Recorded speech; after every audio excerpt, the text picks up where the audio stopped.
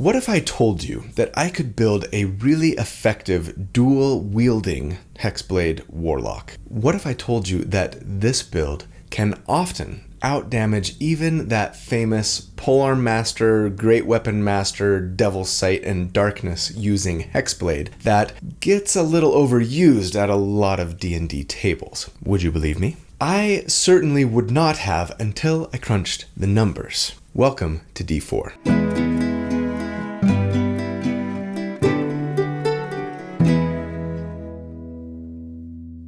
Hey everybody. So here at D4, each week we take a deep dive into character builds for our favorite role-playing games. Usually D&D, sometimes Baldur's Gate, even Pathfinder in the past. Anyways, I like to crunch numbers about the builds. I like to theorycraft about them, not so that I can tell you the right way or the best way to play a character, but to explore one potential way to build something that is both really fun, but also really powerful. So if you enjoy creating characters for your favorite role-playing games, almost as much as you enjoy playing the actual game itself, or if you're just looking for tips or ideas on how to build something that you're thinking about playing, then welcome home. This is where you belong, and I'm so glad you're here, so thank you for being here. My name's Colby. If you like what you see, I would appreciate it if you'd consider joining the channel as a member. There's a little button down there that says join. If you click on it, it'll tell you about all the little perks that you can get, everything from access to a write-up cheat sheet to help you recreate this character yourself in-game, to access to the D4 Discord server, as well as access to the monthly hangouts that we do for certain members, where we field questions from the audience and generally just kind of hang out and laugh and have a good time. Anyways, it's a great way to support the channel financially, and I just wanted to give a huge shout out and thank you to my channel members. Could not do this without you guys. And everybody else, even if you can't join or don't really want to join, that's fine. Being here, watching, liking, subscribing, commenting, these are all also great ways to support the channel, so thank you just for being here. Thank you. You know what I love? I love it when I learn something new about how the rules in D&D 5e work. I mean, you might think that after playing this game for at least a decade and having spent over 3 years now as a D&D content creator focused on character optimization, that learning something new would not happen all that often. But honestly, it still happens all the time. And I'm not ashamed to admit it, there can be a lot of nuances and not so easily understood hidden implications in the way the rules of this game are worded. Here's my favorite latest example. The interaction between the Hexblade Warlock's Hex Warrior feature and the Pact of the Blade boon. Hex Warrior, as many of you know, tells us that we can channel our will into a single non-two-handed weapon and thereafter use our charisma modifier for our plus to hit and damage with that weapon. Okay, everyone knows that. It also tells us that if we take the Pact of the Blade boon later at Warlock level 3, right? This benefit of attacking with our charisma modifier extends to every pact weapon we conjure via Pact of the Blade, no matter the weapon's type. Until very recently, I always just kind of assumed that this meant that we could now use a two-handed weapon to attack with our charisma, basically. That's the only thing I ever used that specific feature for anyways. But what I didn't really understand, and I bet a lot of you didn't really understand this either. No, not you. You knew this already, of course, duh. I'm talking about everybody else. But yeah, didn't understand until very recently, that is, thanks to a conversation I had on our Discord server with a channel member, Just the Craft, big shout out to them, is that because of this wording, technically we would then be allowed to dual wield weapons using our charisma modifier for our plus to hit and damage with both of those weapons. Again, Hex Warrior says that when you get Pact of the Blade, you can extend this benefit, the benefit of using your charisma for weapon attacks, to every pact weapon you conjure with that, the Pact of the Blade feature. There's nothing in there that says the weapon you use this benefit for via your Hex Warrior feature, where you're channeling your will into a weapon, has to be the same weapon as your pact weapon. They could be,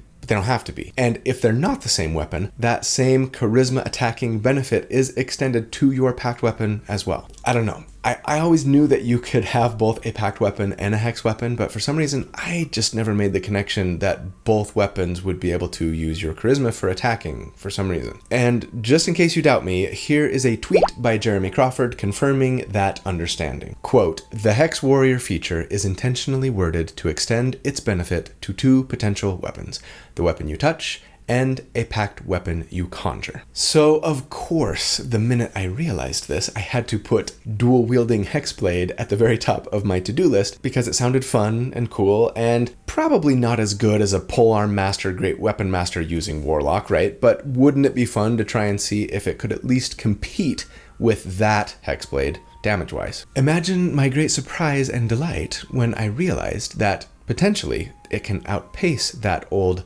optimizer standby for damage. Yeah, I'm talking about the build I did in my very first video ever, right? The Hexblade. So today, we are finally updating that old clunker. Yes, it is finally time for D&D Build number 153, Hexblade 2.0. And as an aside, I know I've kind of given myself a rule to not do more than one Hexblade a quarter, and I just used the subclass a couple of weeks ago in my Shadowblade Monk build. But hear me out. Before that build, I hadn't used Hexblade for almost a year. The Hexblade Bladesinger, right? And that was really only a dip into Hexblade. The last time I did a build that was mostly Hexblade was, I think, the second ever team up 2-build combo that I did over 3 years ago, the Yin Yang builds, which coincidentally my friend Dallin and I demonstrated with great efficiency in a one-shot that you can watch here. And I think that is my 5th card already. Just like that, I am out of cards.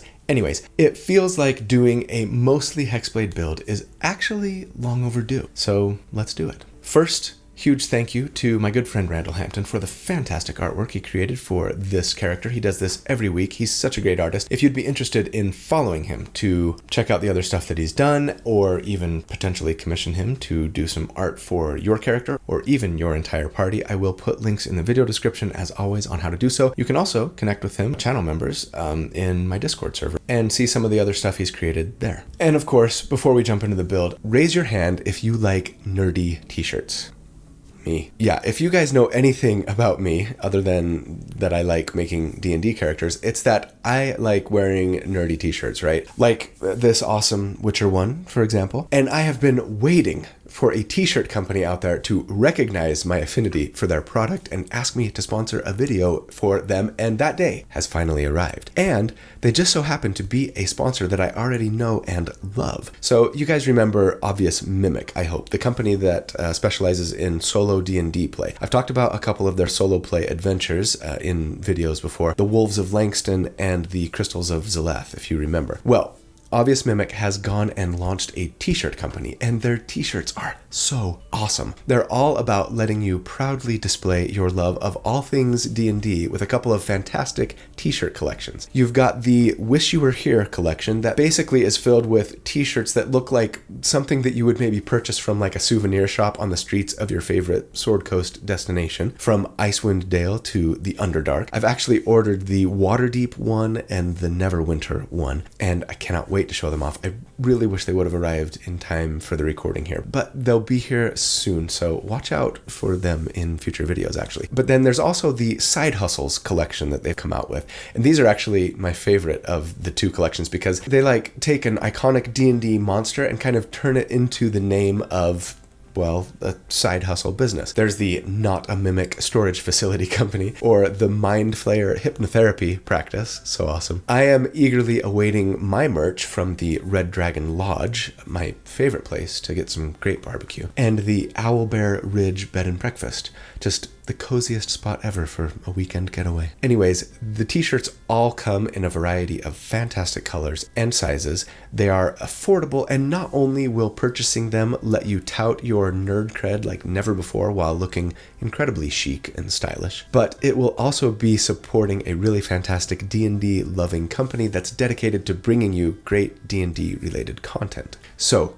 please go check them out. In the video description, I've got links to the two t-shirt collections. Go check them out. But then at checkout, if you use the discount code ColbyShirts, all one word, right, you will save 10% off of your entire order. So please go buy something. These shirts freaking rock. I'm confident that you will love them as much as I am going to love them. And again, you're going to see me wearing them soon. Anyway, huge thanks to Obvious Mimic. I really love what you guys do. All right, let's jump into the build. At level 1, for our starting class, we're actually not starting fighter, if you can believe it. Although, if I were playing this character in-game, I probably would.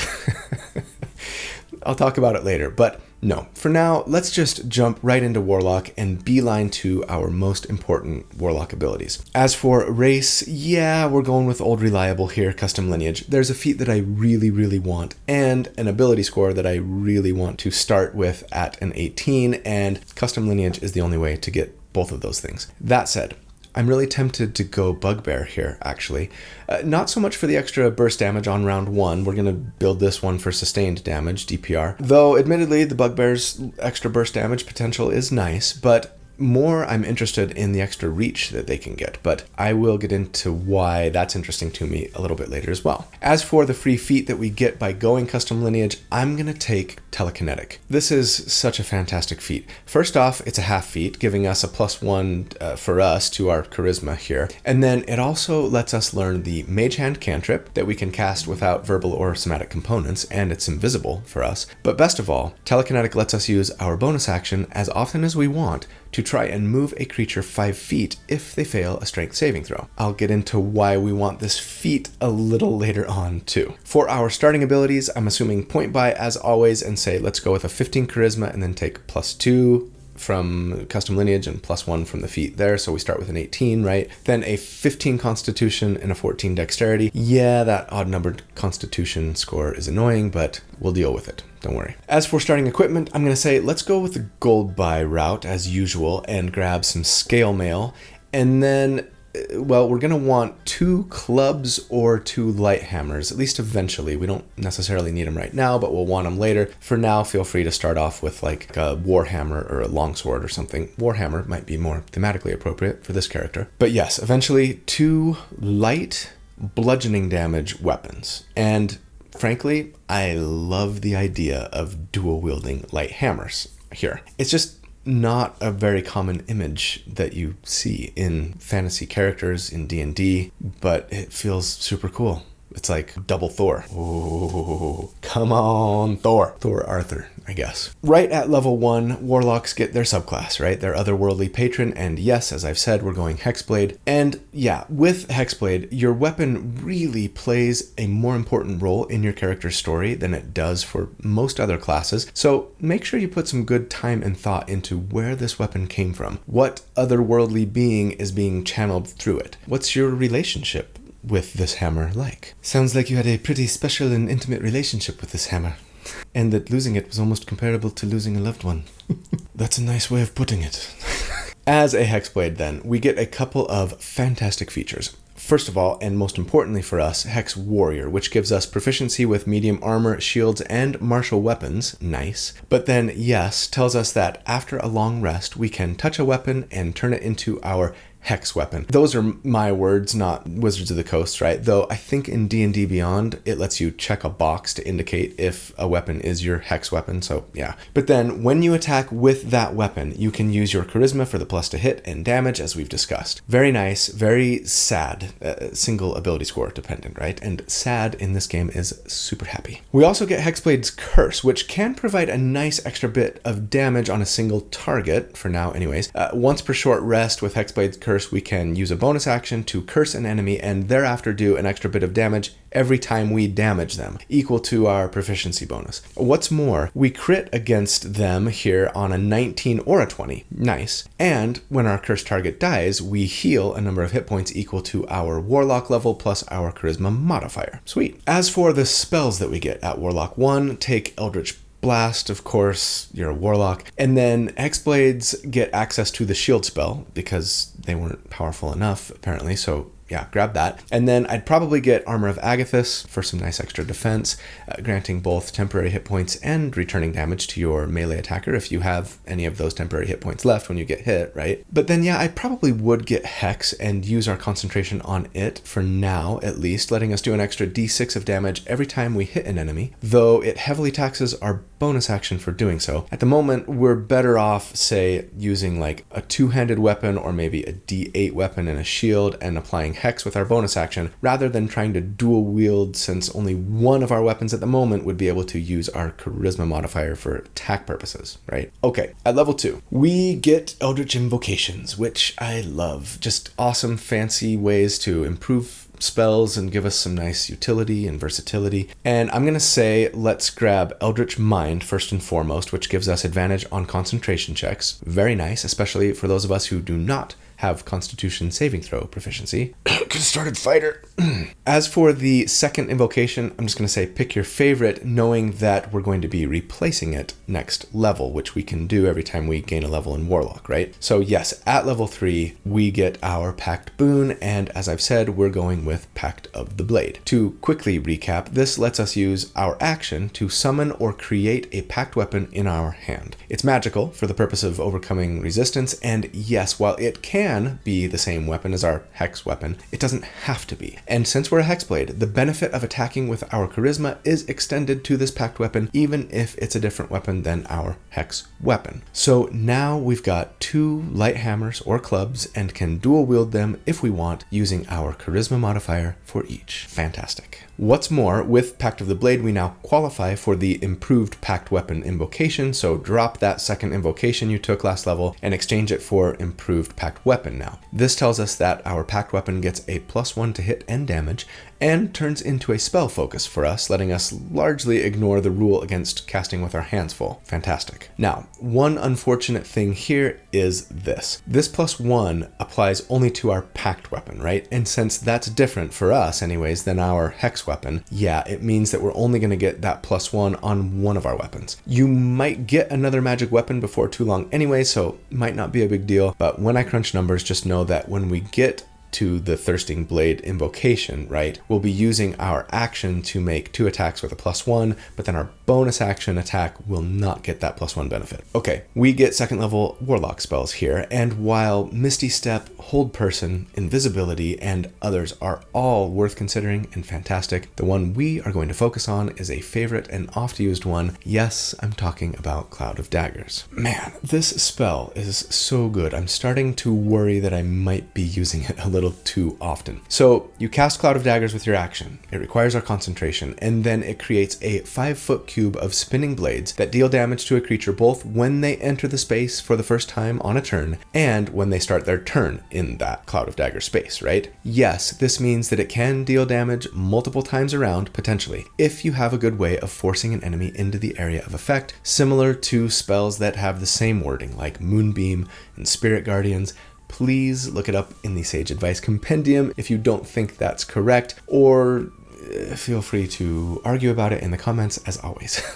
Anyways, the best thing about this spell is that it allows for no saving throw against the damage. If they enter the area or start their turn there, they just take the damage, unless they're like immune to slashing damage or something. It's 4d4 damage plus 2d4 more for every level you upcast it. Now, to be fair, it's not a perfect spell or anything. I mean, it's a really small AoE, right? And once you place it, it can't be moved. But we will do our very best to make it as effective as possible and talk about potential weaknesses too when we crunch the numbers. Level 4, we get an ability score increase or feat, and we are not going to bump charisma, not yet at least, because we have more important things to do first, namely take the Crusher feat. Yes, Crusher. So good. It bumps for us our constitution by 1, so now we have a nice even 16 and can start sleeping at night again. Phew. Phew.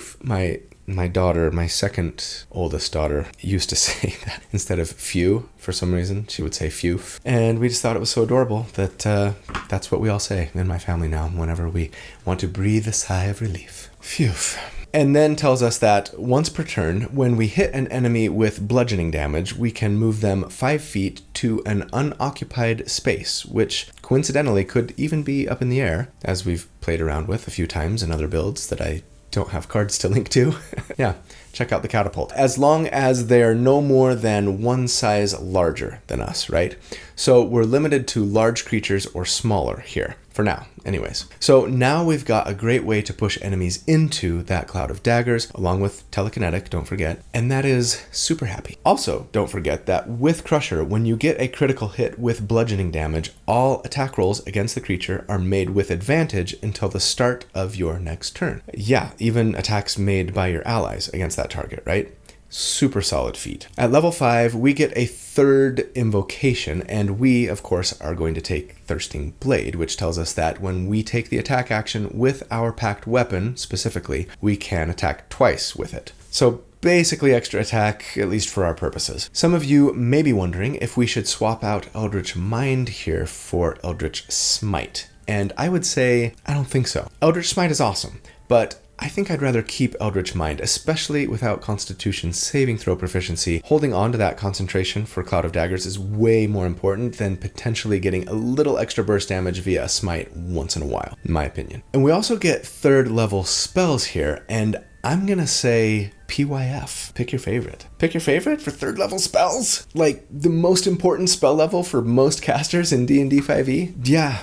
I mean, Counterspell and Fear and Hypnotic Pattern and Fly and more are all amazing and worth taking. But like, Spirit Shroud isn't going to come close to competing for damage with Cloud of Daggers here, as crazy as that may sound. Assuming, of course, that everything goes perfectly in combat for us, which, yeah, I mean, the best laid plans of mice and men oft go awry, so feel free to grab Spirit Shroud to maybe use it as a concentration damage backup. But I'm planning on using Cloud of Daggers for concentration when I crunch the numbers, which will do 6d4 damage as a third level spell. So go ahead and pick your favorites here and have fun throwing down a heavy control spell once in a while, or being able to fly, or counterspell when you need to, etc. At level 6, nothing is more indicative to me of how rarely I've actually taken a build to Hexblade level 6 as this feature. Because whenever I get to it, I kind of always go, wait, what's this feature again? Oh yeah, it's pretty lame. I mean, it's not horrible. It's actually pretty good. It's just, I don't know, janky? Kind of hard to quantify. It tells us that when we kill a humanoid, specifically, we can raise a specter from its corpse that will obey and fight for us, rolling its own initiative and just obeying our verbal commands. No action or bonus action required by us. It lasts until it dies, or we take a long rest, so potentially it can add to our sustained damage per round, I guess. I just feel a little uncomfortable with that assumption. If it worked on any creature, not just humanoids, and like, especially if we could do it proficiency bonus times per day or something, it would be a little easier to assume that. But I don't know if you're going to be fighting humanoids, or if we will get the killing blow on one for that matter. Or even if we manage to do that, I don't know if it's going to be alive for every fight that you have for the rest of the day. Most likely it won't be. I didn't assume that we had our Spectre active when I did that first Hexblade build, so I guess if I want to compare apples to apples, I'm not going to assume that we have it here either. But yeah, I mean,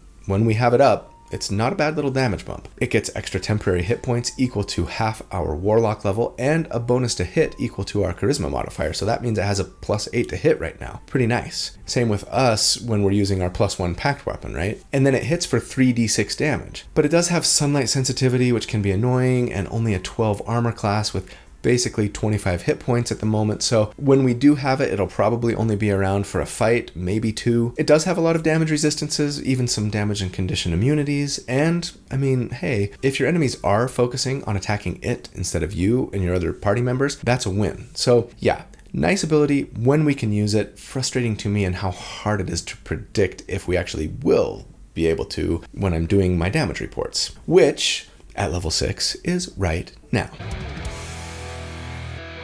So here's what combat looks like for us at this level. On round 1, we're casting Cloud of Daggers on top of our target and running up to be like 5 feet away from them. Maybe even throw up Hexblade's Curse on them as a bonus action if you want. I'm not going to assume that we have, since it's not really like sustainable damage at the moment, lasting only for one enemy, not an entire combat encounter necessarily, but if you're using it, don't forget that the extra damage from it will apply to the Cloud of Daggers damage. It doesn't have to be a hit or an attack to trigger that curse damage, right? Any damage roll works. Now, on the enemy's turn, they're going to take 6d4 Cloud of Daggers damage, no save, doesn't matter what their armor class is, and then ideally they will move out of the Cloud of Daggers and up to us to attack us, right? On our turn then, we'll make 3 hammer or club attacks against them, 2 with our packed weapon and 1 with our hex weapon. On the first hit we land, we will apply Crusher to move them back into Cloud of Daggers, doing another 6d4 damage. Then we move up and finish our attacks if we push them with the first or second one anyways. But then moving 5 feet back away, right, at the end of our turn so that the process can repeat. Now, yes, that means we'll be provoking an opportunity attack if they have their reaction available. And this is the main reason why I said at the beginning to consider going Bugbear as your race. It would mean that we would only have a +3 to our charisma modifier right now, because we would have missed out on the telekinetic feat, right? And yeah, no telekinesis. But it would mean that we could attack them from reach and not worry about having to like move up, attack, then move away, right? Bugbears would make the build a little better burst damage dealers too, getting that extra 2d6 in damage on their attacks during the first round, though that would mean no Cloud of Daggers on round 1, so might want to think about that. And yeah, they get other fun features too, so not a bad option at all. Anyways, if we have our Spectre up, we can have them make attacks too, but again, I'm not assuming we do. But all told, if all goes according to plan, the enemy would take 12d4 damage from Cloud of Daggers over the course of the round, right? Regardless of their armor class or saving throw, plus 3d4 from our weapon attacks, those light hammers only do a d4, plus 10 from our charisma modifier, and +1 packed weapon, which we're making 2 attacks with. Remember, the bonus action attack, because we don't have 2-weapon fighting, is not applying our charisma modifier to its damage. For a grand total of 15d4 plus 10. And so, against an enemy with a 10 armor class, we would on average here do 48 damage per round, and against a 15 armor class, it would be just slightly less, 44 DPR. And compared to other sustained DPR builds that I have done to date, check the video description as always to see a link to the graphs and the spreadsheets where I make these comparisons. That's pretty fantastic. Call it top half of tier 1 and beating out, yes, even the original Hexblade build at all but the very lowest armor classes. That said, let's be clear here. These numbers are great, but they are a little more situational than, say, just putting darkness on yourself and killing everything with your glaive, right? Cloud of Daggers can be fantastic, but again, it's also a small area of effect that doesn't move. And sure, you can push enemies into it, but they might be more than 5 feet away from it when you attack them. Or they might be huge enemies, right? Because remember, Crusher only works against enemies who are one size larger than us. This is the main reason why I wanted to take telekinetic as our free feat. It costs our bonus action, but it lets us move any creature, regardless of size, 5 feet with that bonus action, provided they fail a saving throw. My hope is that between this and the 5 feet we can move them with Crusher, that they don't get to save against, by the way, we just have to hit them. We will be able to get an enemy into that cloud once per turn, and yes, in case it wasn't clear, it's absolutely worth giving up our bonus action offhand attack to use telekinesis if that's going to be the difference between getting them into Cloud of Daggers or not, as the majority of the damage that we're doing here comes from the double application of that spell every round, right? At level 7, we get a 4th invocation, and at this level, sure, feel free to take Eldritch Smite to add what would be 5d8 of extra damage on a weapon attack at this level if we spent a Warlock spell slot on it, right? Knocking them prone to boot, meaning we'd have advantage on subsequent attacks, at least until they stood up. You might want to consider Repelling Blast instead. This lets us push an enemy up to 10 feet away from us with each beam of Eldritch Blast we land on them, and Eldritch Blast has been firing 2 beams since level 5, right? This is another really great potential way to move enemies if they're further than 5 or 10 feet away from our Cloud of Daggers. And best of all, there's no size restriction on this movement or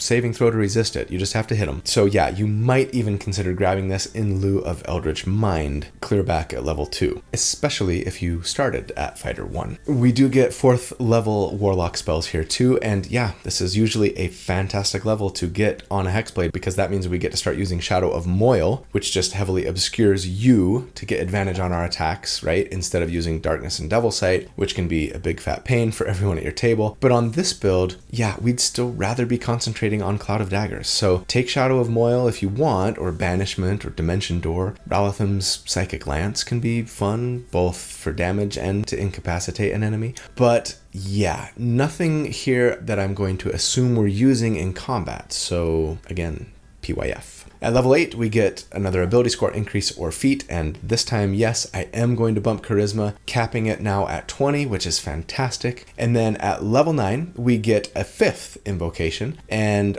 yeah, if you didn't take Eldritch Blast at level 7, for sure grab it here. If you did, then this is the time for Eldritch Smite, especially since Warlocks get 5th level spells now, which means we could smite, if we burned a spell slot on it, for 6d8 damage. It's not capped at 5d8 like Divine Smite is, right? But again, While Hold Monster is amazing and Synaptic Static is a favorite for both damage and a fantastic debuff, nothing beats a 5th level Cloud of Daggers spell for us when it comes to sustained damage per round. So again, pick your favorite. Okay, at level 9, it is time for our next damage report. Since last check, the only real bumps to our damage have come in the form of an increase to our charisma and the scaling of Cloud of Daggers. But make no mistake, that is significant. Over the course of a round, an enemy would now potentially be taking 20d4 of damage from just Cloud of Daggers. And we've picked up lots of nice movement, burst damage, and potentially utility or control-focused options as well. We are living our best Hexblade life right now. And so, against an enemy with a 10 armor class, we would on average here do 72 damage per round, and against a 16 AC, it would be 67 DPR. And compared to other sustained DPR builds that I've done to date at this level, we're very near the top with these numbers. In fact, we're beating out everyone but the recent Moonsinger, currently sitting at the number 1 spot, once we get to a mere 16 enemy armor class and above. Yikes. But yes, again, these numbers are best case scenario, right? And that feels appropriate to me. It's amazing when it works, but it won't always work perfectly. I'm okay with that. In fact, I'm kind of glad for that. Here's hoping that your DM doesn't just start flooding your combat encounters with nothing but huge enemies to try and shut down your build. DMs, please don't do this. Once in a while, yes, of course, keep them on their toes. Make them get creative. But most of the time, just let your players shine. Thanks. At level 10, we get as a Hexblade Armor of Hexes, and this is a pretty neat little feature. If limited in use at the moment especially, it tells us that if our Hexblade cursed target hits us with an attack, we can use our reaction to roll a d6, and then if we get a 4 or higher, so 50% chance, the attack misses instead, regardless of its roll. Might be especially nice if we get crit, or if we're out of spell slots for shield, or if the roll was so high that shield wouldn't have helped anyways, right? But again, only a 50% success chance and only works on our cursed target, so limited functionality for sure. Nice when we really need it though. At level 11, we get a 3rd spell slot per short rest, and that's worth mentioning, right? It's so good. More chances to smite, or shield, or maybe like Misty Step so that you can position yourself best to move the next enemy into Cloud of Daggers. And yeah, 3 5th level spell slots per short rest. That's pretty awesome. But then we also get our Mystic Arcanum, our 6th level Mystic Arcanum. So we get 6th level spells here, but unfortunately for Warlocks, these are not spell slots, which means no more upcasting on Cloud of Daggers. Instead, we get a 6th level Mystic Arcanum spell, which lets us just pick a 6th level Warlock spell and then tells us that we can only use it once per day. I really get why they wouldn't just want us to have 3 6th level spell slots now, but I do wish that we'd maybe just get like a 6th level spell slot here that would reset on a short rest like most full spellcasters, right? So that we could continue to upcast lower level spells if we wanted to. Alas. As for the spell that we should choose here, I mean, I like Scatter for this build as it just lets you move a bunch of creatures all over the battlefield. They get to save against it, but it's a wisdom save instead of strength, like telekinetic, right? And there's no size restrictions, and you can move enemies up to 120 feet. Pretty amazing to get just about anyone into your Cloud of Daggers. But it's just hard to imagine taking anything other than Mass Suggestion here, really. For some pretty great combat encounter ending power, letting you force up to 12 enemies to make a wisdom save, or they just have to follow your suggestion that they walk away from the battlefield for whatever conceivable reason you might come up with. And it doesn't require concentration, but it lasts for 24 hours. So now I've got to know how many of you out there have used this spell only to have an enemy or enemies return to fight you once the 24 hours were up. I bet that makes a killer story, and I want to hear about it in the comments, please. At level 12, we get another ability score increase or feat, and you should seriously take Resilient Constitution here. We need to hold on to our concentration, no question. But I'm not gonna. I'm exploring what's possible damage-wise, and so I'm going with that not super amazing, but actually pretty decent for this build feat, Dual Wielder. This just lets you do 2 weapon fighting with non-light weapons, right? And see, the thing is, the only light melee weapons that do bludgeoning damage are clubs and light hammers, as we've discussed, and both of those are only a d4 of damage, right? Plus, I think it's a lot harder to find amazing magic weapons that are clubs or light hammers. But with this, we could be dual-wielding freaking warhammers. And come on, that's just so much cooler. Mjolnir is totally a warhammer. It's not a light hammer. Mjolnir, aka meow meow. Don't care what you say, I liked the first Thor movie. I did, and I'm not ashamed. Second Thor movie, not so much. Third one, best Marvel movie ever. Fourth one, big disappointment. And using 2 D8 weapons will raise our average damage by about 6 per round. It's not amazing, but it's not nothing. Plus, this feat does raise our armor class by 1 if we're dual wielding. So all in all, it's a solid pick here, I think. We do get a 6th invocation at this level as well, and we're totally going with Life Drinker, which is just so amazing. It basically doubles the damage bonus from our charisma modifier on our attacks, but yeah, unfortunately only on attacks with our pact weapon, not our hex weapon. One more benefit to making them one and the same, right? Still, an extra 10 damage per round potentially, plus the bump from dual wielder, makes Warlock 12 a really fantastic level for us. At level 13, we get our 7th level Mystic Arcanum spell, and I'm a little torn here, because on the one hand, it would be really fun to play with Crown of Stars. I kind of love this spell. We cast it and it just puts like 7 motes of light orbiting around our head that last for an hour. Afterwards, we can use a bonus action to send one of those motes flying towards an enemy, making a spell attack and dealing 4d12 damage if we hit. Now that's way more damage than an offhand weapon attack, right? But, I mean, I just took dual wielder, and we only get 1 7th level spell slot per day, so sustainable for 1 combat encounter, sure, maybe 2 if they happen within an hour, but I mean, I guess we could have taken Resilient Constitution last level instead, and then grab a Maul here, right, using our bonus action for Crown of Stars, but it feels a little late in the game to be switching tactics like that. If we did this, I'd be wanting Great Weapon Master, but if I took Great Weapon Master, I'd be turning it off at super low enemy armor class to make sure we got the hit so that we could push him into Clouded Daggers. It just feels like a totally different build all of a sudden, and I mean, let's be honest, Force Cage is the better spell choice here anyways, right? Wall of Force-like control, but without the pesky concentration requirement. Yeah, stay the course. We're going double Thor, no regrets. Okay, time for our level 13 damage report.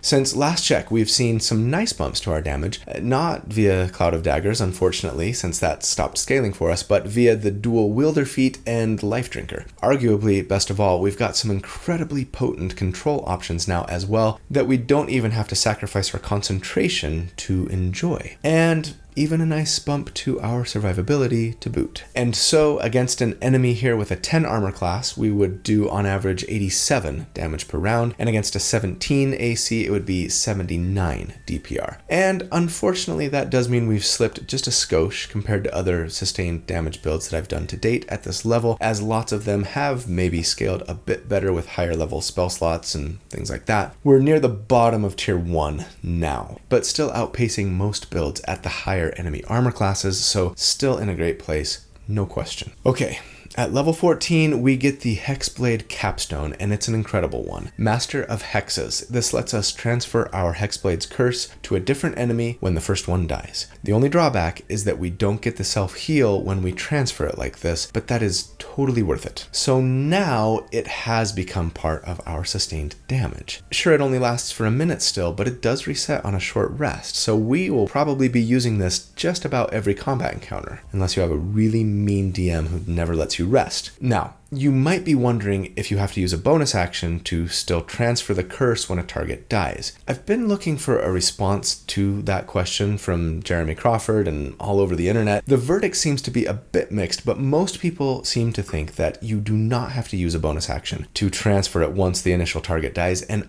I tend to agree with them. Using it the first time absolutely requires a bonus action, but the wording for Master of Hexes here simply says that when your current target dies, you can transfer the curse to another target within 30 feet as long as you're not incapacitated. Some would argue that the inherent ability of this curse is that it requires a bonus action to use, right? So bonus action still applies. But most argue, and I think I would too, that if it required your bonus action, it would say so. Just like, say, the Hex spell specifies that when your target dies, you can use a bonus action to transfer it to somebody else, right? So yeah, assuming that we don't have to continue eating up our bonus action to move this to a different target, this ability is incredible incredible. It applies an extra 6 flat damage every time we damage an enemy, including the potentially 2 times per round that they take Cloud of Daggers damage. That's a lot of extra damage, and we could now do it against every enemy for at least one entire combat encounter per short rest. So yes, I'll be adding it to our damage report at level 17. At level 15, now that we've got the Hexblade capstone, yeah, fine. I think I'm going to take some fighter levels. And yes, as I said at the very beginning, you might have wanted to consider starting fighter 1 here. Constitution saving throw proficiency, yes, but also heavy armor instead of medium, and the 2-weapon fighting style right from the get-go would have improved our survivability and our concentration checks and our damage at the level 6 damage report, actually, though it would have been worse at level 9 because we would have 4th level spell slots instead of 5th. So yeah, if I were playing this character in game, I'd probably start fighter 1. But if you didn't, I would definitely take fighter now. Sure, 8th and 9th level warlock spells are definitely enticing, but you guys know me. I would rather find ways to improve my sustained damage for every combat encounter than I would, give myself the ability to do something amazing once per long rest. Even if that something is turning myself into an actual dragon via true polymorph or something. I don't know.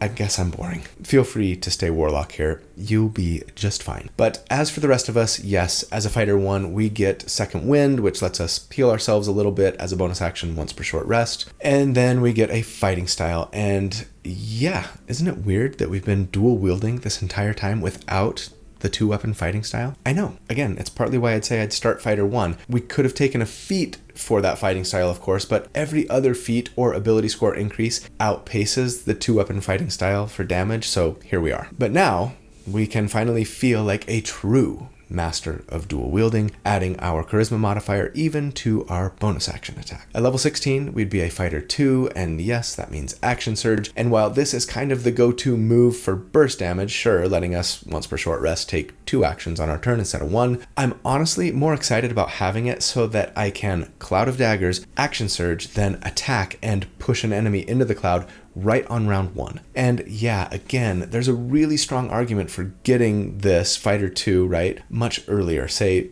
right after you get extra attack, Thirsting Blade at Warlock 5, right? So if we started Fighter 1, we're talking character level 7 to go Fighter 2, right? I honestly think that's probably, again, what I'm doing if I'm playing this character in game. At level 17, we would be a Fighter 3 then, and that means we get our Martial Archetype, our Fighter subclass, and you know what we're doing. We're taking Rune Knight to better deal with those pesky, huge creatures. So yeah, Rune Knight's probably my favorite Fighter subclass because everything they get at level 3 is just incredible. First up, they get Rune Carver, right, which lets us choose 2 runes to carve into our armor or weapons that do cool things once per short rest. I'd go with Fire Rune, first of all, so that we can throw out fiery chains when we hit an enemy with a weapon attack, dealing an extra 2d6 of fire damage, and then forcing the enemy to make a strength save or be restrained for 1 minute. I mean, come on. Is there anything better than shackling a target with fiery chains while they're inside a whirling cloud of spinning blades that they now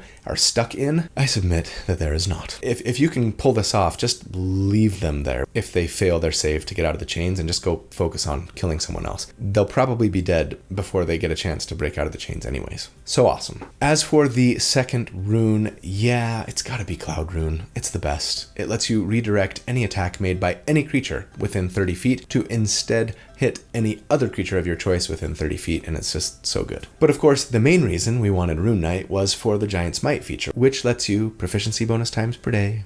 Use your bonus action to grow to large size, dealing an extra d6 of damage once per turn, but also, importantly, use the Crusher feat now on huge creatures or smaller, right? And yeah, you might have wanted to do this right after Fighter 2 back at character level 8. It would have slowed down our spell slot progression, made those damage report numbers look slightly worse, kept us from capping our charisma modifier until later. But if you're running into lots of huge enemies especially, it's absolutely the way to go. Plus, it's just really fun. And so, for our final damage report,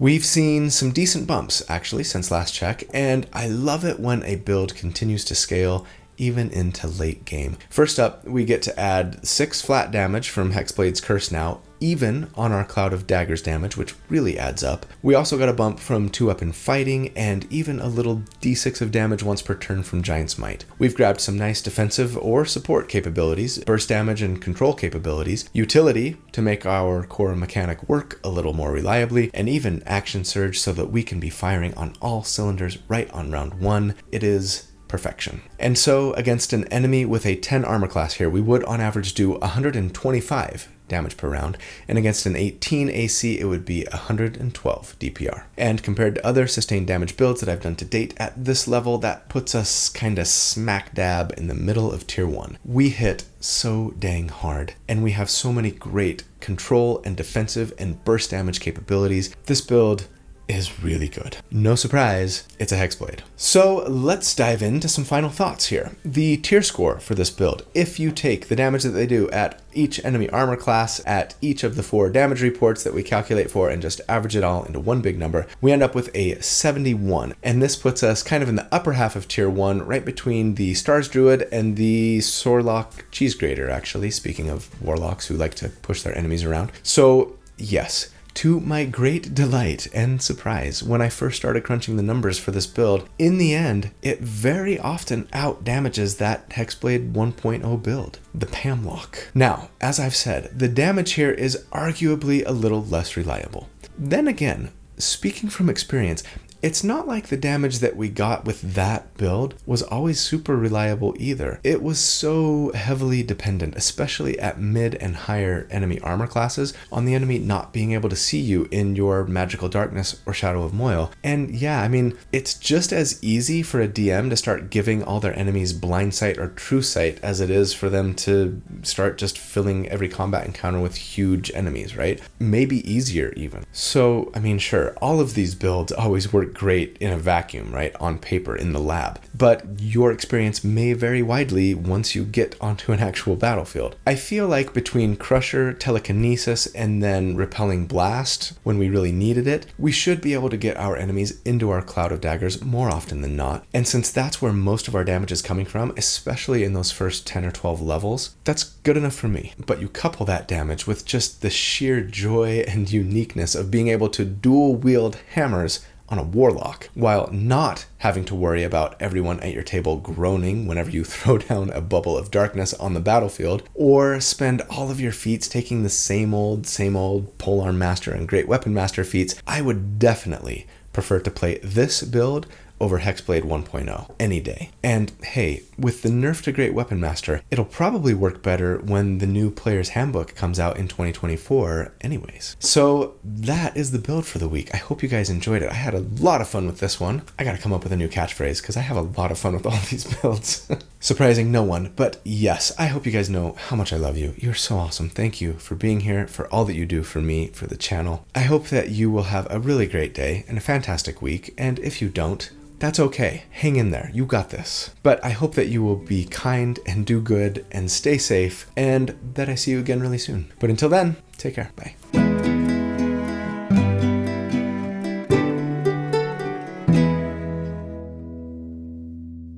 Él dejó dos lindos críos, una esposa valerosa y una selva en agonía.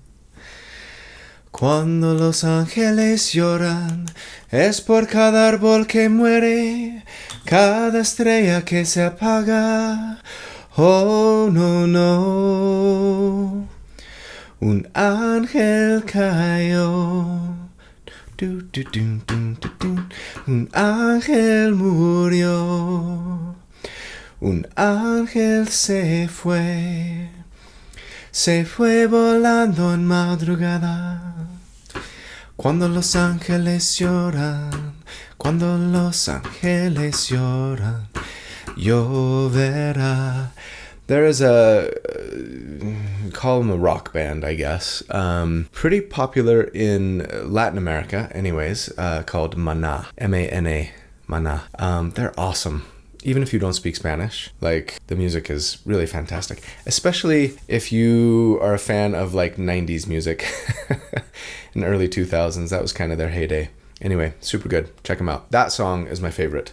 Maybe their most popular, I think. It's called Cuando los ángeles lloran, when the angels cry. Anyway, it's really good. All right, I think I am ready. Check. Yep, mic looks good. Focus looks good. Placement of the pink light looks good. King Arthur / Thor looking good. All right. Hey everybody, so here at D4, each week we take a deep dive into characters, I don't even know my own intro, 3.5 years in. Hey everybody, here, wow, the beginnings always so hard. It's like you just gotta get your brain in the right place, and you just have to screw up a few times before you can get there. Okay, into one, sometimes two, well, actually, sometimes it's more than that. Okay, just making sure I didn't have sweaty pits there. Channeling my best Taika Waititi. This is going to take me a second to get right. I don't want to look at the camera. Oh no, that's not what it's... Oh, it's hard to say this with a straight face. Oh, I wish I could do a New Zealand accent. Alas. Alright, I think I'm done.